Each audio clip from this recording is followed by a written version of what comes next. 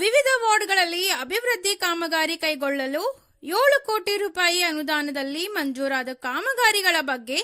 ವಿಧಾನ ಪರಿಷತ್ ಸದಸ್ಯ ಹಾಗೂ ಕರ್ನಾಟಕ ಸರ್ಕಾರದ ನವದೆಹಲಿ ವಿಶೇಷ ಪ್ರತಿನಿಧಿಗಳಾದ ಮಾನ್ಯ ಶ್ರೀ ಪ್ರಕಾಶ್ ಹುಕ್ಕೇರಿ ಅವರಿಂದ ಪರಿಶೀಲನೆ.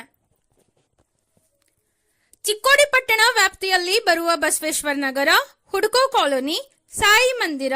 ದಾಮೋದರ್ ನಗರ, ಹೊಸಪೇಟ್ ಗಲ್ಲಿ, ಪ್ರಭುವಾಡಿ, ಸಾವರ್ಕರ್ ನಗರ, ಹರಿನಗರ, ಮಹಾವೀರ್ ನಗರ, ವಿದ್ಯಾನಗರ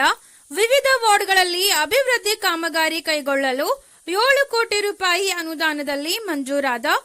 ಕಾಮಗಾರಿಗಳ ಕುರಿತು ವಿಧಾನ ಪರಿಷತ್ ಸದಸ್ಯರು ಹಾಗೂ ಕರ್ನಾಟಕ ಸರ್ಕಾರದ ನವದೆಹಲಿ ವಿಶೇಷ ಪ್ರತಿನಿಧಿಗಳಾದ ಶ್ರೀ ಪ್ರಕಾಶ್ ಹುಕ್ಕೇರಿ ಅವರು ಮಂಗಳವಾರರಂದು ಚಿಕ್ಕೋಡಿ ಪಟ್ಟಣದ ಸದರ ವಿವಿಧ ವಾರ್ಡ್ಗಳಲ್ಲಿ ಭೇಟಿ ನೀಡಿ ಅಲ್ಲಿನ ಸಾರ್ವಜನಿಕರೊಂದಿಗೆ ಕಾಮಗಾರಿಯನ್ನು ಕೈಗೊಳ್ಳುವ ಕುರಿತು ಚರ್ಚಿಸಿದರು. ಶಾಸಕರಾದ ಮಾನ್ಯ ಶ್ರೀ ಗಣೇಶ್ ಹುಕ್ಕೇರಿ ಇವರ ವಿಶೇಷ ಪ್ರಯತ್ನದಿಂದ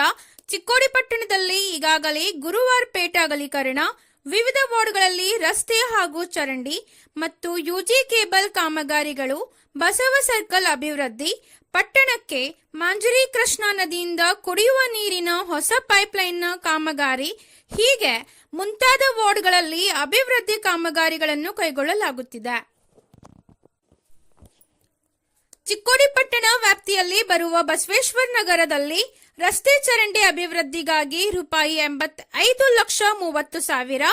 ಹುಡ್ಕೋ ಕಾಲೋನಿಯಲ್ಲಿ ರಸ್ತೆ ಚರಂಡಿ ಅಭಿವೃದ್ಧಿಗಾಗಿ 75 ಲಕ್ಷ ರೂಪಾಯಿ, ಸಾಯಿ ಮಂದಿರ ಹತ್ತಿರ ರಸ್ತೆ ಅಭಿವೃದ್ಧಿಗಾಗಿ 45 ಲಕ್ಷ ರೂಪಾಯಿ, ದಾಮೋದರ್ ನಗರ, ಜಯನಗರ ರಸ್ತೆ ಅಭಿವೃದ್ಧಿಗಾಗಿ 89 ಲಕ್ಷ ರೂಪಾಯಿ,